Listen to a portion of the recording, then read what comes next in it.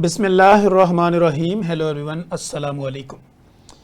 मैं हूं आपका host consultant medical specialist doctor Tanveer Arshad Chaudhry. आप देख रहे हैं programme health special on special TV. सुनते कानों देखती आंखों को डॉक्टर तनवीर अरशद चौधरी का सलाम मोहब्बत। जैसे कि हमारी तमाम ऑडियंस जानती है कि हमने हमेशा करंट इशू को टाइटल करने की कोशिश की है। जब भी हम अपने हेल्थ स्पेशल प्रोग्राम में आते हैं, हमारी कोशिश होती है कि एविडेंस बेस्ड प्रैक्टिस को प्रमोट किया जाए और बेस्ड ऑन साइंस गुफ्तगू करके आप लोगों के साथ एक अच्छा मैसेज डिलीवर करने की भरपूर कोशिश की जाए। आज जब हम अपना प्रोग्राम हेल्थ स्पेशल कर रहे हैं तो इसमें आज का हमारा जो टॉपिक है वो हम ये करने जा रहे हैं कि प्रेगनेंसी के दौरान आपको नोज़िया वॉमिटिंग की कॉमन रीज़न क्या होती हैं। यानी जब भी आप कंसीव करते हैं उसके बाद आपका फर्स्ट और सेकंड थर्ड ट्राइमेस्टर जो होते हैं, इसके दौरान में क्या क्या चेंजिंग आती हैं और क्या कॉम्प्लिकेशंस होती हैं, क्या डाइट होनी चाहिए, कब कब आपको रेस्ट करनी है, और फिर उस रेस्ट के दौरान आप अगर वॉक करना चाहते हैं तो वो वॉक का पैटर्न क्या होगा, आपका डाइट पैटर्न क्या होगा। इन सारे मौज़ूआत पर हम गुफ्तगू करेंगे। इस दौरान में हमने देखा है कि हम चूँकि being a clinician practitioner daily basis पे लोगों को देख भी रहे होते हैं अपने क्लिनिकल ट्रायल में, तो लोग हमारे क्लिनिकल ट्रायल में बेशुमार इस कंप्लेंट्स के साथ रिपोर्ट होते हैं कि डॉक्टर साहब जब से मुझे प्रेगनेंसी हुई है मेरा खाना पीना छूट गया, दिल मतली होता रहता है, वॉमिटिंग होती रहती है, पेट में हल्का फुल्का दर्द रहता है, सम टाइम मुझे डायरिया होता है, कभी मेरा बीपी शूट कर जाता है। डॉक्टर साहब मुझे पहले तो कभी शुगर नहीं थी, जैसे ही मैंने कंसीव किया तो मुझे शुगर भी आ गई है। डॉक्टर साहब पहले कभी मुझे जो है मेरा ब्लड प्रेशर हाई नहीं हुआ था, कंसीव करने के बाद मेरे ब्लड प्रेशर के मसाइल हैं। इस तरह की बेशुमार कंप्लेंट्स के साथ पेशेंट हमारे क्लिनिकल ट्रायल में रिपोर्ट होते हैं। इन्हीं कंप्लेंट्स को हम अपने एक्सपर्ट के सामने रखते हैं और कोशिश करते हैं कि अपने एक्सपर्ट की ज़ुबानी बेस्ड ऑन साइंस गुफ्तगू करके आप लोगों की ज़िंदगी में आसानियाँ पैदा करने की भरपूर कोशिश करें। आज के इस प्रोग्राम में मैंने जिस most popular, most youngest, most famous, most experience शख्सियत को दावत दे रखी है, किसी तारफ़ की मोहताज नहीं है। अगर आप सोशल मीडिया यूज़र हैं तो आप डेली बेसिस पे इनको किसी न किसी प्लेटफॉर्म पे देखते होंगे। मेरे साथ स्टूडियो में तशरीफ़ रखती हैं डॉक्टर तंजीला रहमान, जो कि कंसल्टेंट गायनोकोलॉजिस्ट हैं। डॉक्टर साहबा, welcome to the show. Thank you. अस्सलाम वालेकुम। डॉक्टर साहबा, फर्स्ट ऑफ ऑल तो थैंक यू सो मच कि हमने जब भी आपको इंगेज करने की कोशिश की अपने प्रोग्राम के लिए, तो आपने कभी भी हमें कोई दूसरी बात नहीं की कि मेरे पास टाइम नहीं है या मैं अवेलेबल नहीं हूँ। तो फर्स्ट ऑफ ऑल तो थैंक यू सो मच। अच्छा, दूसरी बात यह है कि डॉक्टर साहबा, एक तो हम पहले भी बात कर चुके हैं कई प्रोग्राम के अंदर कि डॉक्टर साहबा का सोशल मीडिया इंटरेक्शन बढ़ता जा रहा है और day by day daily basis पे नए कॉन्सेप्ट के साथ, नए आइडियोलॉजी के साथ आप अवेलेबल होती हैं। और हम बीइंग अ यंगेस्ट जब आपको देखते हैं बड़े खुश होते हैं कि हमारी जो यंगेस्ट गायनोकोलॉजिस्ट है उन्होंने अपनी स्पेस बनाई और सोशल मीडिया के अंदर जहाँ पे क्वाइकरी बहुत ज़्यादा है, लेक ऑफ अवेयरनेस है, वहाँ पे एक बेस्ड ऑन साइंस गुफ्तगू करके आप लोगों को एक अच्छा मैसेज डिलीवर कर रही हैं। तो फर्स्ट ऑफ ऑल तो कंग्रेचुलेशन। Thank you. अच्छा डॉक्टर साहब, आज का जैसे हमारा टॉपिक है, इस पे हम बात करना चाह रहे हैं कि फर्स्ट ट्राइमेस्टर के अंदर ही हम देखते हैं कि फ़ीमेल्स इन कंप्लेंट के साथ आना शुरू हो जाती है, मेरी भूख चली गई है, या मुझे भूख ज़्यादा लगने शुरू हो गई, या मुझे नोज़िया रहता है, या कंटिन्यू वॉमिटिंग होती है। इसकी बेसिक रीज़न क्या होती है? इसमें डॉक्टर तनवीर, जो जब प्रेगनेंसी ठहरती है और प्रेगनेंसी के बाद एक प्रेगनेंसी हार्मोन जिसको हम बीटा एसीजी हार्मोन कहते हैं, ये वही हार्मोन है जो यूरिन के टेस्ट में पॉजिटिव आता है, जो ब्लड के टेस्ट में पॉजिटिव आता है। ठीक। ये हार्मोन बच्चे की नशोनुमा के लिए कुदरत की तरफ से बढ़ना शुरू हो जाता है। ठीक। ये बच्चे के लिए तो बहुत अच्छा है, लेकिन जैसे ये बढ़ता है ये माँ के अंदर अफेक्ट्स करने शुरू हो जाता है। ठीक। इसी हार्मोन के इफेक्ट के तहत माँओं को मतली होती है, चीज़ों से स्मेल आना शुरू हो जाती है, वॉमिटिंग होना शुरू हो जाती है, चक्कर आते हैं और ब्लड प्रेशर लो रहना शुरू हो जाता है। ठीक। सो है तो ये हेल्दी चेंज, ठीक। लेकिन जाहिर है कि फिर इंसान के ऊपर इफेक्ट उसके ज़्यादा भी आ जाते हैं। ठीक। तो डॉक्टर तंजीला, हमने ये देखा है कि जब लोग इस तरह की कंप्लेंट्स के साथ आते हैं, चूँकि लेक ऑफ अवेयरनेस की वजह से लोगों को पता नहीं होता, तो इस दौरान में डिफरेंट किस्म की अरक, फकियाँ और घरेलू टोटके अगर करना शुरू कर देते तो क्या वो सेफ़ होते हैं प्रेगनेंसी में? वो सेफ़ नहीं है प्रेगनेंसी में। देखिए, जो पहले 3 महीने हैं उसमें बच्चे का दिमाग बनना होता है। ठीक। तो उसमें तो इवन डॉक्टर्स भी कोई आपको इवन सप्लीमेंट भी नहीं देते, मल्टीविटामिन भी हम नहीं देते उसमें। सो इसमें तजर्बे ना करें। ठीक है, इसमें जो ऑथेंटिक चीज़ें हैं वही करें। और एक और मैसेज ये देना चाहूँगी कि ज़बरदस्ती ना करें प्रेग्नेंट लेडी के साथ कि खाए खाए खाए। ठीक, इसमें बहुत, जब स्टमक फुल करके आप खाते हैं तो वो हजम नहीं हो सकता, ठीक, वो उल्टी हो जाएगी, ठीक है, तो उल्टा फ़ायदा होने के बजाय नुकसान हो जाएगा। सो इसमें प्रेफरेबली आपको अंडरस्टैंड करने की ज़रूरत है कि ये बीमारी नहीं है, ठीक, ये एक नॉर्मल चीज़ है, हार्मोनल चेंजिंग है। हार्मोनल चेंज है। ठीक, इसमें आपने अपने तरीकाकार को चेंज करना है ठीक, कि खाना कैसे है, खाने के बाद एक्टिविटी कितनी करनी है, रेस्ट कितना करना है, रेस्ट किस हिसाब से करना है। ठीक, जैसे कि मैं एडवाइस करती हूँ पेशेंट्स को कि कोशिश करें छोटा छोटा खाएं, जैसे छोटे बच्चे को नहीं देते हर 2 घंटे बाद थोड़ा सा खाना, कोशिश करें जूद हजम खाना खाएं। ठीक, खिचड़ी, यानी स्मॉल दलिया, पोर्शन बना ले। हाँ, खिचड़ी, दलिया, कोई यखनी हो गई, ब्लेंड चीज़ें, सादी मुरगन ग़िज़ाएँ ना खाएं, वो आपकी एसिडिटी को बढ़ाएंगे, आपके वॉमिट के एपिसोड को बढ़ाएंगे। आपके अंदर जब सेंस ऑफ स्मेल आती है प्रेगनेंसी वाली, उससे भी चक्कर चढ़ते हैं, वॉमिटिंग आती है। ठीक, इन चीज़ों को अवॉइड करें। ठीक है, ऐसी चीज़ें खाएं जिनका लिक्विड कंटेंट ज़्यादा हो, ठीक है, जैसे फ्रूट है उसमें लिक्विड कंटेंट ज़्यादा होता है, आपकी शुगर सही हो जाती है, वो सब चीज़ें आपको अच्छी लगती हैं। ठीक है, और जब आप कभी कोई हैवी मील ले लें तो उसके बाद वॉक ज़रूर करें, फ़ौरन ना लेटें। जब भी लेटें आराम करने के लिए करवट के बल लेटें, उल्टी साइड पे प्रेफरेबली करवट लें फिर लेटें। ठीक, और अगर आपको ऑलरेडी स्टमक प्रॉब्लम है, कुछ लोगों को जैसे एसिडिटी होती है और वो प्रेग्नेंट हो जाती हैं, उनमें प्रेफेक्टिस हार्मोन का डबल हो जाता है। जैसे कुछ औरतें कुछ भी नहीं होता, आराम से प्रेगनेंसी गुजारती हैं, ना वॉमिट होता है, ना कोई ऐसा साइड इफ़ेक्ट आता है। और कुछ औरतें ऐसी हैं कि वो 4 पैसे लग जाती, पता ही नहीं चलता क्या है। तो उसमें हर औरत का अपना इफेक्ट ऑफ हार्मोन है। और दूसरा ये कि आपको ऑलरेडी क्या प्रॉब्लम चल रहे हैं, आपको ऑलरेडी एसिडिटी का प्रॉब्लम है, आपके जुड़वा बच्चे हैं, तब आपको वॉमिटिंग या प्रेगनेंसी की अलामात बहुत ज़्यादा हो जाएंगी। या फिर ये अंगूरी हमल जो होता है, मोलर प्रेगनेंसी, इसमें वॉमिटिंग हद से बढ़ जाती है। ठीक है, या फिर आपको थायराइड का प्रॉब्लम है, आपका थायराइड का हार्मोन बढ़ा हुआ है, फिर बहुत वॉमिटिंग होती है। सो इसमें अलार्मिंग मैं साइन बताना चाहती हूँ सर, कि हर वॉमिटिंग हस्पताल जाने वाली नहीं होती। अगर आप रेगुलर चेकअप अपना करा रहे हैं, आपके डॉक्टर आपको एडवाइस भी कर देते हैं, दवाइयाँ भी दे देते हैं, इसकी गोलियाँ बाज़ार में मिल जाती हैं, प्रेस्क्राइब आपको हुई हुई खाएँ, अफाका रहता है। मुकम्मल इसका इलाज मुमकिन नहीं है। ये 50%, 60%, 70% कम ज़रूर हो जाएगी, लेकिन दिन में एक तो वॉमिटिंग बुरी चीज़ नहीं।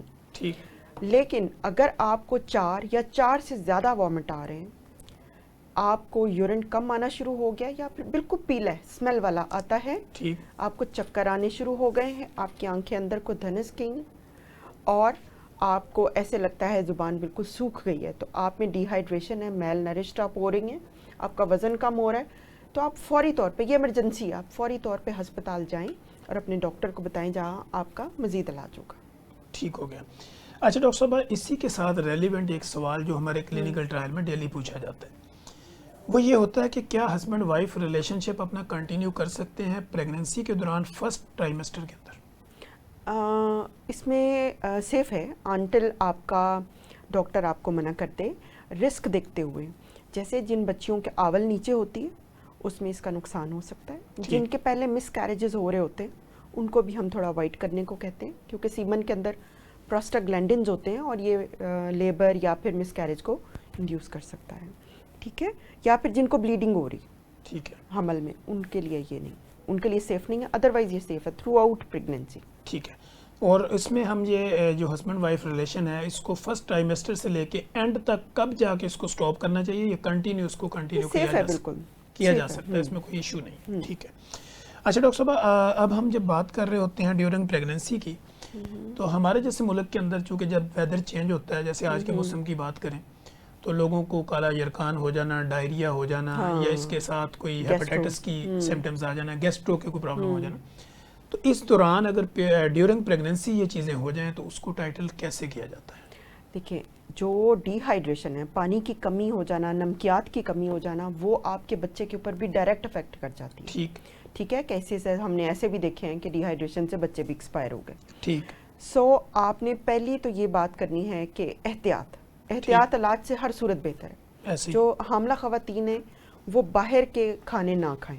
ठीक है, स्पाइसी चीज़ें, फास्ट फूड वैसे भी ना खाएं, क्योंकि अगर आपको इन्फेक्शन लग जाता है और आपका पेट खराब हो जाता है, लूज मोशन लग जाते हैं, तो हमारे पास इवन एंटीबायोटिक देने का भी कोई बहुत मार्जिन नहीं होता। ठीक है, सेफ एंटीबायोटिक से इतनी कोई नहीं है। और डिहाइड्रेशन भी बहुत जल्दी हामला खातून को अफेक्ट कर जाती है। ठीक। इसमें अगर आपको लूज मोशन आ रहे हैं तो आप इसमें ORS लाजमी पेशेंट को पिलवाना चाहिए, और इसके साथ केले, इसबगोल का छिलका, नरम ग़िज़ा लें, और जो होते हैं लूज मोशन को कम करने वाली टैबलेट्स होती हैं, साशे होते हैं, वो 1-2 दिन के लिए सेफ हैं, लंबा अरसा हम इसको नहीं चला सकते।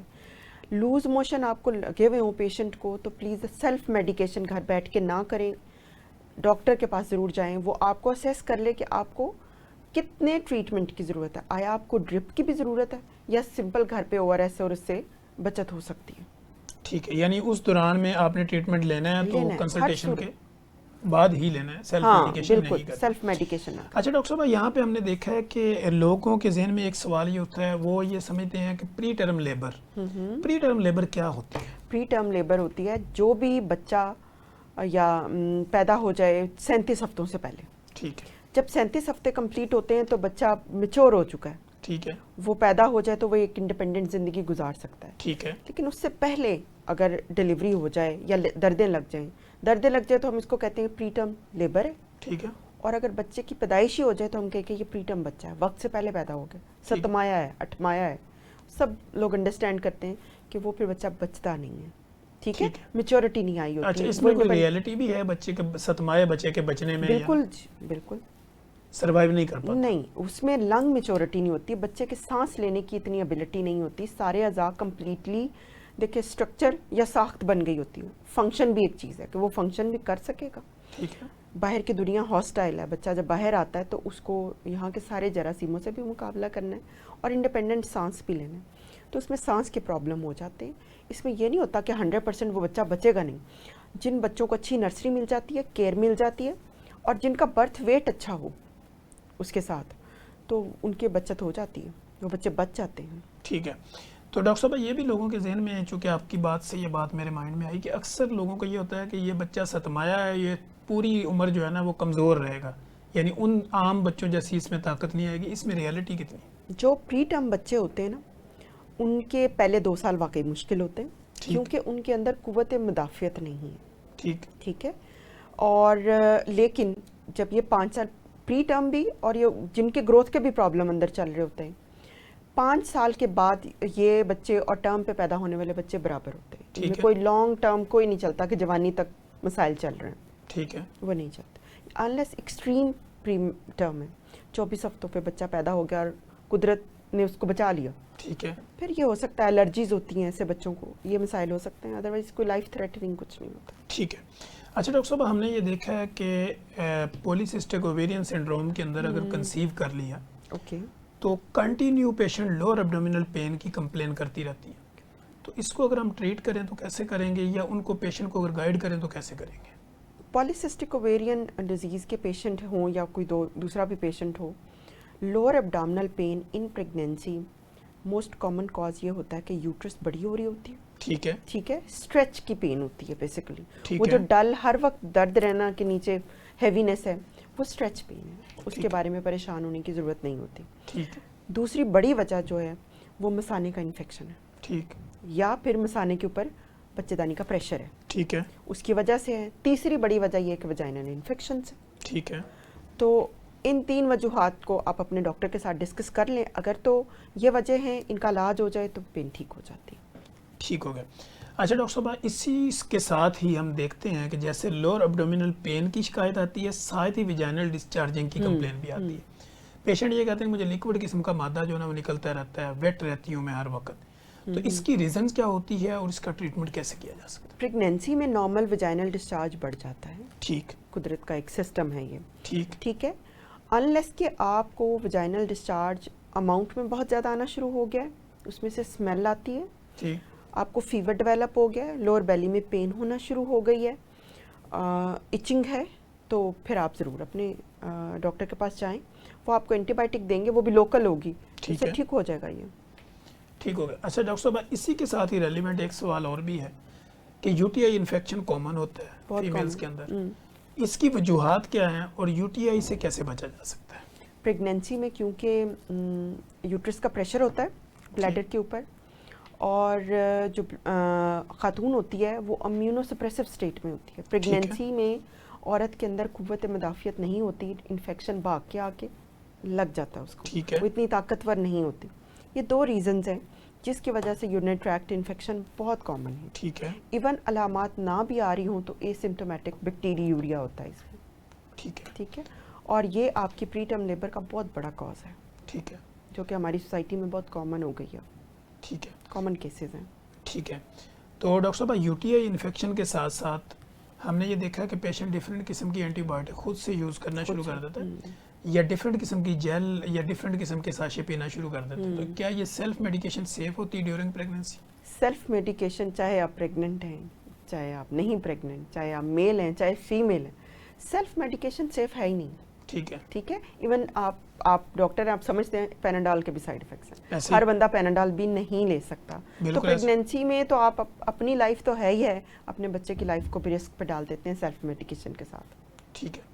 डॉक्टर साहब, अब प्रेगनेंसी के दौरान अगर आपको वायरल इन्फेक्शन होता है, फ्लू है, गला खराब है, थ्रोट का कोई इशू होता है, तो उसके ट्रीटमेंट में होम रेमेडीज पे जाना चाहिए या कंसल्टेंट के साथ कंसल्ट करके मेडिकेशन करनी चाहिए? डॉक्टर तनवीर, अगर तो फर्स्ट ट्राइमेस्टर है और आपको फीवर है ठीक। और सोर्स आपको जैसे फ्लू लाइक सिम्टम्स हैं, ठीक। ये बड़ी परेशानी की बात है। ठीक है।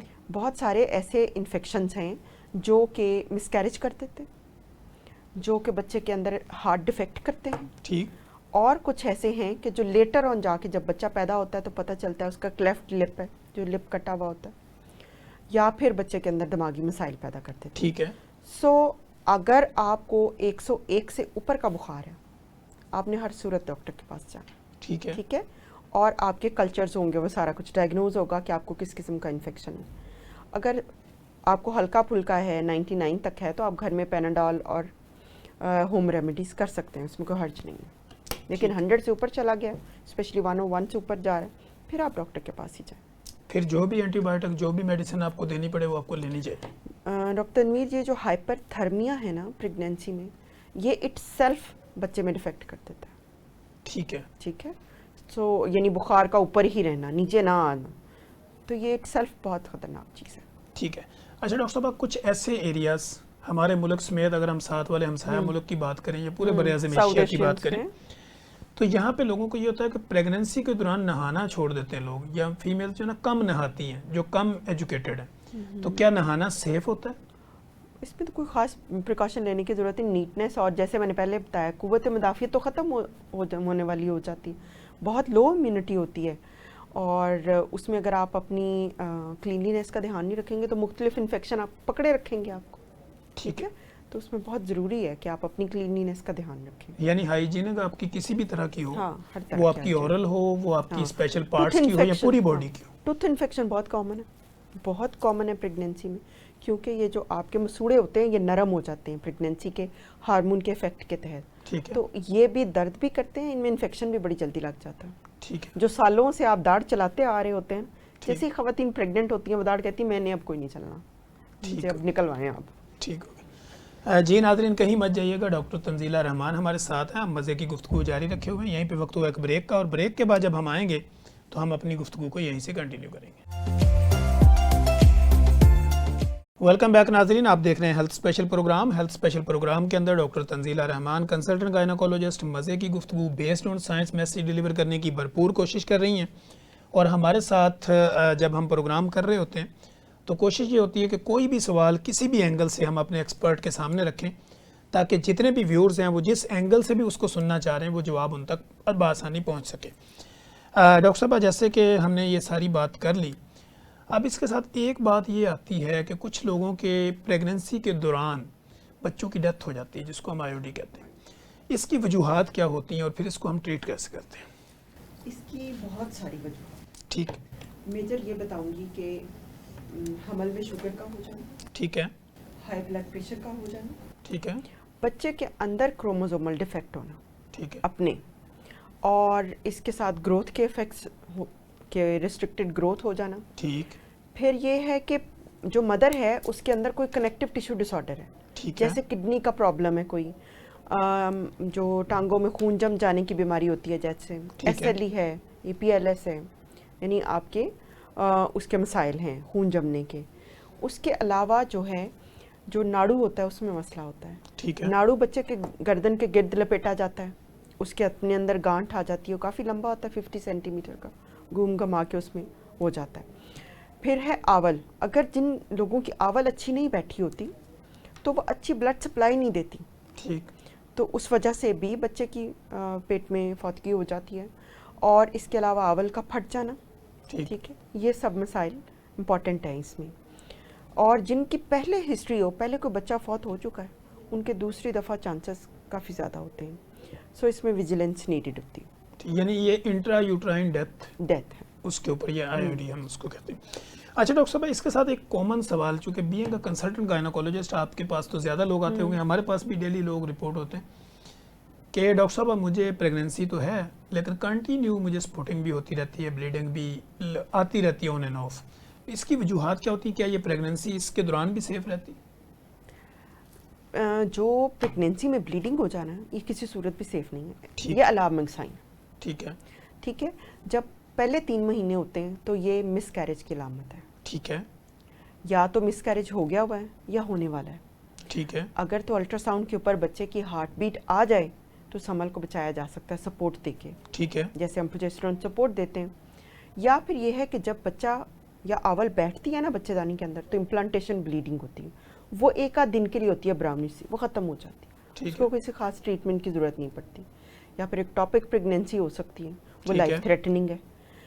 लेकिन जब आपका 5वां 6ठा महीना चढ़ गया है और आपको ब्लीडिंग हो गई है, वो ख़तरनाक है, वो सिर्फ अलार्मिंग नहीं है, ठीक है, वो आपके आवल के अंदर से ब्लीडिंग आ रही है, या तो वो फट गई है या आवल नीचे है, ठीक है, ठीक है। अगर तो आवल फट जाए, बच्चे को बचाना मुश्किल है।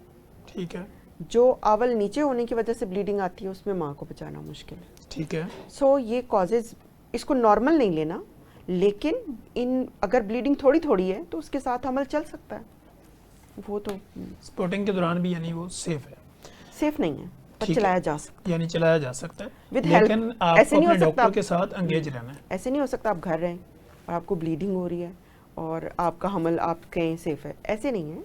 अस्पताल आपको हर एक ड्रॉप भी अगर आपको ब्लीडिंग हो गई है ना प्रेगनेंसी में, During वो pregnancy। एबनॉर्मल है, हाँ एबनॉर्मल है, ठीक है, रिपोर्ट अपने नियरेस्ट हॉस्पिटल ज़रूर जाए, ताकि उनको बताएं। ठीक है, बताएं, वो आपको देखें, असेस करें, आपको अगर उन्हें लगे दवाइयाँ देके घर भेजा जा सकता है तो जाएं। और मुसलसल अगर आपको ब्लीडिंग है तो फिर आपको यू नीड सीनियर कंसल्टेशन, ठीक है। सीनियर गायनेकोलॉजिस्ट से। तो डॉक्टर साहब, ये जो ब्लीडिंग है ये फर्स्ट ट्राइमेस्टर से लास्ट तक किसी भी वक्त हो सकती है? हाँ, होने को तो ये किसी वक्त भी हो सकती है। ठीक हो गया। अच्छा डॉक्टर साहब, यहाँ पे हम ये किस तरह जो हमारी पेशेंट्स हैं उनको ये समझा सकेंगे कि आपको कब जो है वो इमरजेंसी हो सकती है ड्यूरिंग प्रेगनेंसी? प्रेगनेंसी में 2-4 बड़े अलार्मिंग साइन हैं। ठीक, पहली बात ये, फर्स्ट ट्राइमेस्टर की वॉमिटिंग, जैसे मैंने पहले बताया, बहुत वॉमिट, जो खाती है निकल जाता है, ठीक है, अस्पताल जाना, इसका मतलब ही है कि अब अस्पताल जाए। ठीक, सर दर्द है, फ्रीक्वेंट है, रोज़ आपको पेनाडाल पॉन्स्टन खानी पड़ती है, या फिर आप उठ ही नहीं सकते, अलार्मिंग साइन है। उंगलियां सूज गई हैं, पाँव सूज गए हैं, ठीक, वज़न एकदम बढ़ गया है, ब्लड प्रेशर 100 से ऊपर जा रहा है नीचे वाला, और ऊपर वाला जो है वो 140 से ऊपर जा रहा है, ठीक, अलार्मिंग साइन है। चक्कर आते हैं बहुत सेकेंड ट्राइमेस्टर में, बच्चे की मूवमेंट कम हो गई है, छूट के पानी पड़ गया है, वजाइनल ब्लीडिंग शुरू हो गई है, बेली में दर्द रहता है, या फिर आपके 2 या 3 बड़े ऑपरेशन हुए हुए हैं और आपका प्लेसेंटा प्रीविया है, तो फिर आप हर वक्त इमरजेंसी में, ठीक कि है, आपको रेडी रहना है। रेडी रहना चाहिए। अच्छा डॉक्टर साहब, मैं अपने आप को सी सेक्शन से बचाना चाहती हूँ, मैंने हर हाल में नॉर्मल डिलीवर कराना है, ठीक है, इसका तरीकाकार क्या होगा? इसका तरीकाकार ये है कि सेहतमंद हमल गुजारें, पहली ठीक, बात तो ये है, ठीक और है, दुआ करें कि कोई कॉम्प्लिकेशन ना हो। ठीक है, अब कॉम्प्लिकेशन से बचना किस तरह है? अच्छा खाएं और वॉक करें, एक्टिव रहें, ताकि आपके अंदर वो रिस्क ना ऐड हों कि आपका वज़न अचानक से बढ़ गया और आपको शुगर हो गई, या ठीक फिर है, आप बिल्कुल ऐसे 2 लोगों का खाना खा रहे हैं डेली बेसिस पे, ठीक है, उससे आपके जो हार्मोन्स हैं, इंसुलिन है, वो सारे डिस्टर्ब हो जाते हैं और आपको फिर शुगर हो जाती है, बच्चा इतना बड़ा हो जाता है, वजाइनल डिलीवरी तो पॉसिबल नहीं है। ठीक है। ठीक है। फिर है कि जो बच्चे का वेट है वो कितना ठीक है। डेवलप, बच्चे को अगर ग्रोथ की प्रॉब्लम है, कम है, आवल ठीक नहीं बैठी हुई, फिर बच्चा दर्दें बर्दाश्त नहीं करता। ठीक है। जब आपके 9 महीने बिल्कुल ठीक गुजर गए हैं, पहली दफ़ा आपकी प्रेगनेंसी है, जैसे ही आपके 34 वीक्स आए, वॉक करें ठीक है। जितनी आप कर सकते हैं। ठीक है। 15 मिनट 20 मिनट एक सेटिंग में कर लें, फिर 15-20 मिनट एक सेटिंग में कर लें। वॉक करें, स्क्वैट्स करें। स्क्वैट पंजाबी में मैं समझाऊं कि जैसे तपड़ियाँ या कपड़ा मारते हैं घर में, जी। स्क्वैट्स बहुत यूज़फुल होते हैं। इसमें ठीक है। बेबी का हेड बड़े आराम से नीचे आता है, लिगामेंट स्ट्रेच होते हैं, ठीक। वजाइनल डिलीवरी इजी हो जाती है। ठीक ठीक है। है। उसके बाद ये है कि कुछ खाने आप ऐसे खा सकती हैं, जैसे खजूरें। 34 वीक्स या 8वां महीना आपका ख़त्म हो रहा है, तो 5-6 खजूरें आप दिन में लाजमी खाएं। ठीक ये है। आपको नेचुरल लेबर पेन, जब नेचुरल लेबर पेन स्टार्ट होती है उसके बाद बात ही क्या है, वो ठीक। वजाइना बर्थ में एंड करती है। ठीक ठीक है, अनलेस कोई बहुत कॉम्प्लिकेशन अराइज हो जाए। ज़ीरे या सौंफ का जो पानी होता है उसको पिएं। ठीक है। ठीक। कच्चा पपीता खाएं। ठीक है। ये सब आपको नॉर्मल लेबर पेन स्टार्ट करने में हेल्प करेंगे। ठीक है। वो स्टार्ट हो जाए तो आपकी वजाइनल डिलीवरी हो जाएगी। फिर आप सी सेक्शन से महफूज रह सकते। हम्म, अच्छा डॉक्टर साहब, यहाँ पे ये होता है कि जैसे हमने 34 वीक्स की बात की, तो हम ये समझते हैं, ज़्यादातर हमने देखा है जो डिलीवरीज है वो 39 पे जाके हो जाती हाँ। है। कुछ पेशेंट्स ऐसी होती हैं कि उनको बार बार डॉक्टर दोबारा घर भेज देते हैं और 40 से भी क्रॉस कर जाती हैं, 41 वीक्स तक चली जाती हैं। तो क्या ये नॉर्मल साइकिल होता है या क्या है? जो इंटरनेशनल रिकमेंडेशंस हैं ना, जो गाइडलाइंस हैं गायनी के डॉक्टरों के लिए इंटरनेशनल स्टैंडर्ड बनाए गए हैं, उसमें तो आप 41 वीक्स तक आराम से वेट कर सकते हैं। ठीक है। अच्छा, ये जो बार बार लगता है ख़वातीन को कि हमें दर्दें आ रही हैं और वो अस्पताल आ जाती हैं, ये फॉल्स लेबर पेन्स हैं, ये झूठी दर्दें हैं। ठीक है। ये असली दर्दें नहीं होती। ठीक है। ये झूठी दर्दें भी ज़रूरी होती हैं। हर चीज़ का अल्लाह मियाँ ने कोई रीज़न बनाया हुआ है। ये आपके बच्चेदानी का मुंह जो कि सर्विक्स होता है उसको सॉफ्ट करने में हेल्प करती हैं। ठीक है। जो ट्रू लेबर पेन है, असली दर्दें हैं, वो वक्फे वक्फे से आती हैं, वक्त के साथ बढ़ती चली जाती हैं। ठीक है। वो कम नहीं होती, ख़त्म नहीं होती। चाहे जितने भी यूजली पेशेंट्स को होता है, हम गए, हमें टीका लगाया, हमारी दर्दें रोक ली उन्होंने, दर्दें रोकी नहीं जा सकती। जो ट्रू ठीक। लेबर पेन है उसको रोका नहीं जा सकता। ठीक है। ट्रू लेबर पेन की डेफिनेशन ये है कि वो प्रोग्रेस कर जाती है, उसके साथ सर्वाइकल डायलिटेशन शुरू हो जाती है। अगर नहीं है, आपकी सर्विक्स या बच्चेदानी का मुंह नहीं खुल रहा, तो आपको आपका डॉक्टर अगर आपको बार बार भेज रहा है तो वो बेचारा अच्छा ऑनेस्ट डॉक्टर है। वरना कोई और हो तो आपको एडमिट करे, थोड़ी देर बाद के दर्दें आगे नहीं जा रही, सिजेरियन करके आपको फारग कर दे।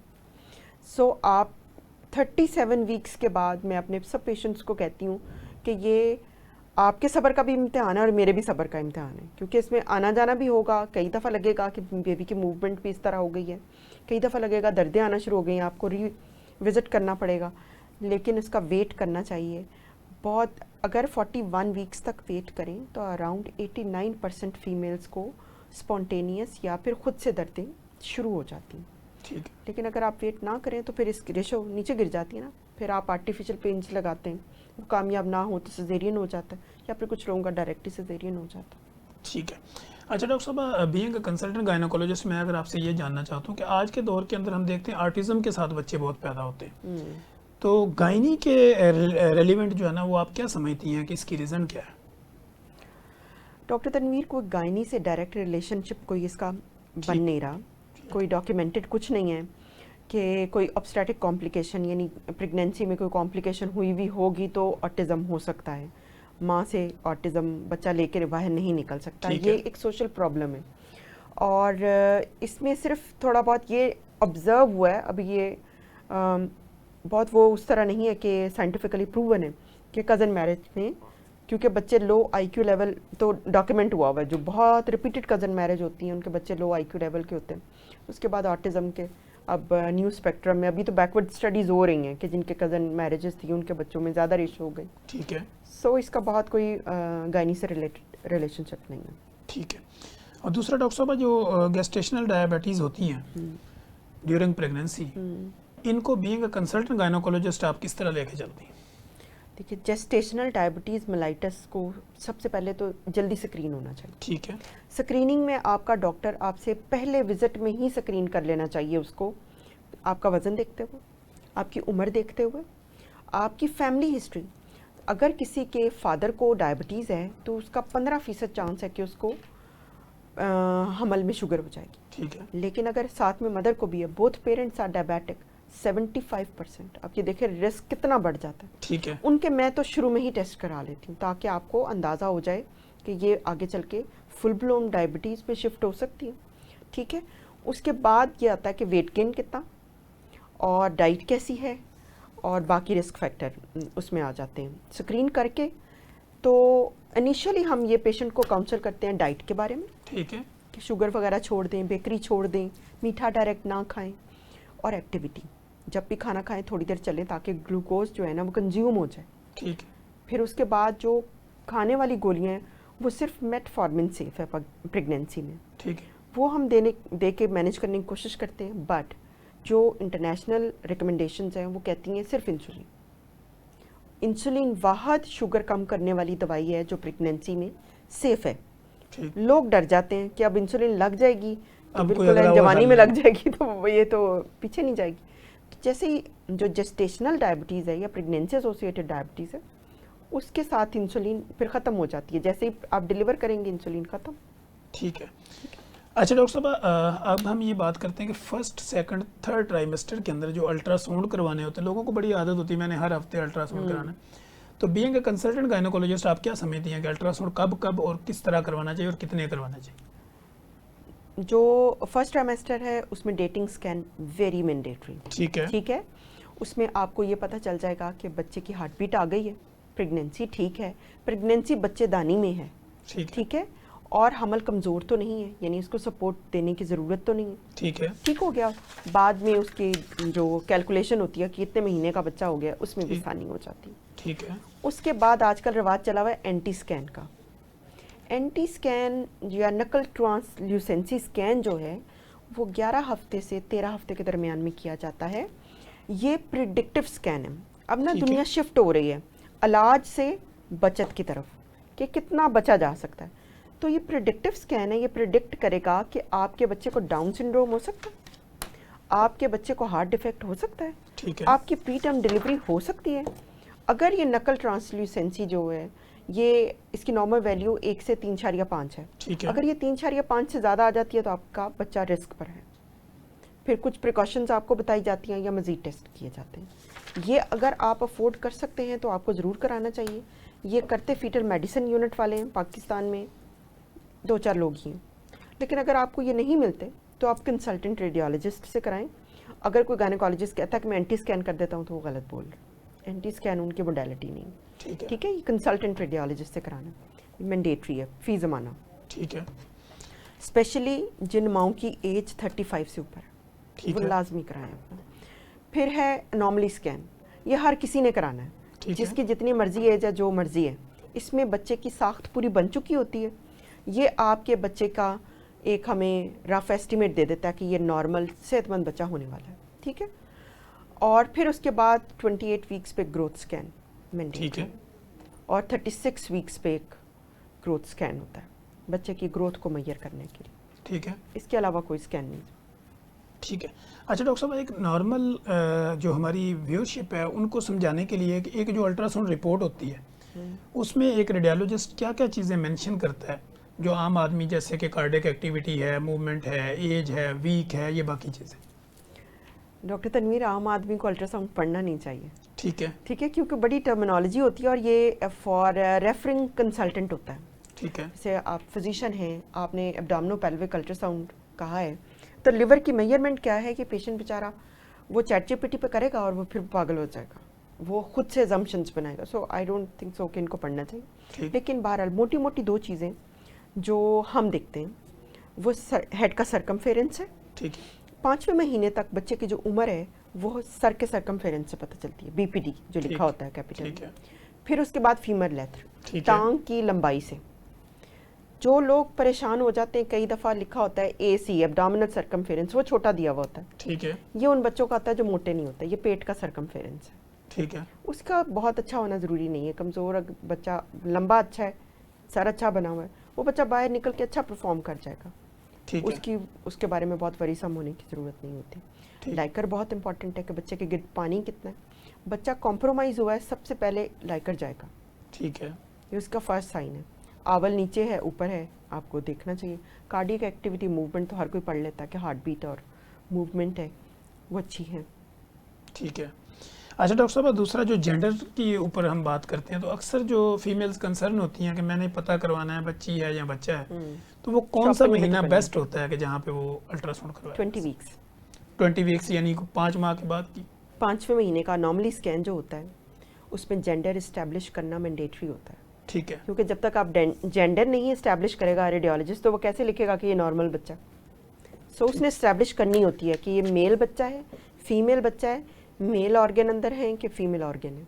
ठीक है। ठीक है। सो वो अगर आप पूछे तो वो बता देंगे आपको। अदरवाइज ना पूछे तो लेकिन वो मेंशन जरूर करते नहीं, वो मेंशन नहीं करते, ठीक मेल है। या फीमेल मेंशन नहीं करते। ठीक है। ठीक उसमें है लिटिगेशन हो जाती है, आपको भी आइडिया है। जी, बिल्कुल ऐसे ही।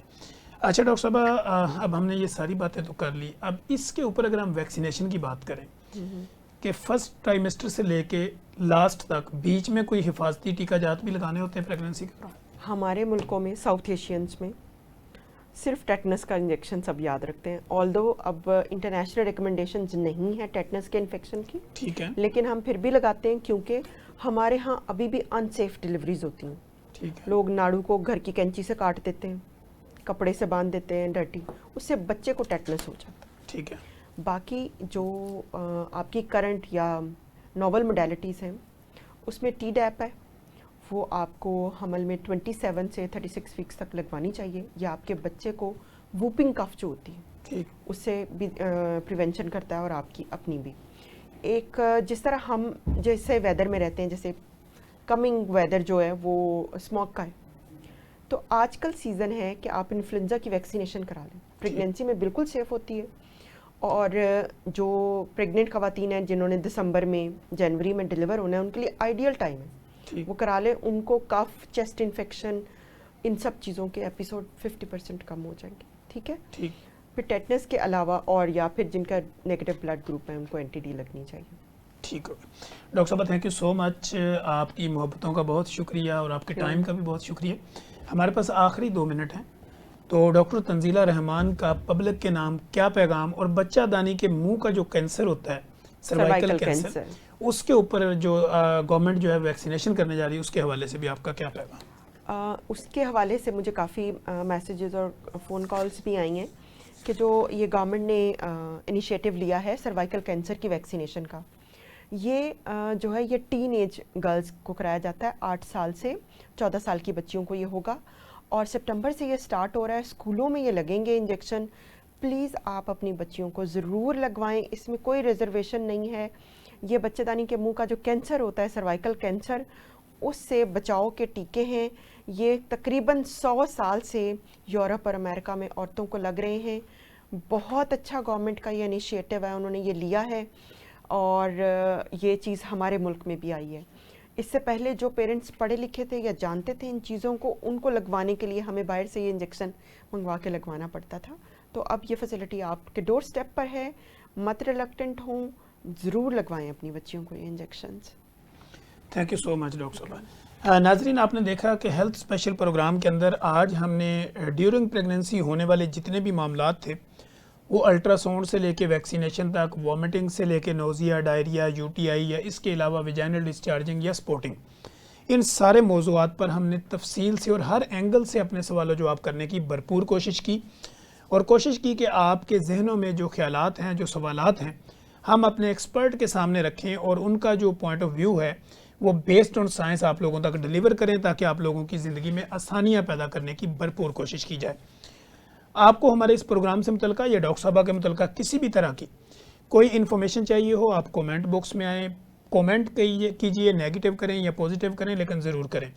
जब आप लिखते हैं तो हमारी आवाज़ मजबूत होती है और ज़्यादा लोगों तक हमारी रीच बढ़ती है। अगर आपको हमारा प्रोग्राम अच्छा लगता है तो आप अपने सराउंडिंग में, अपने सोशल मीडिया सर्कल्स के ऊपर, अपने रिलेटिव्स के साथ ज़रूर शेयर करें, ताकि ज़्यादा से ज़्यादा लोगों की ज़िंदगी में आसानी पैदा की जा सके। मुझे डॉक्टर तंजीला रहमान और मेरी प्रोडक्शन टीम को इजाज़त दीजिए। अल्लाह हाफिज़।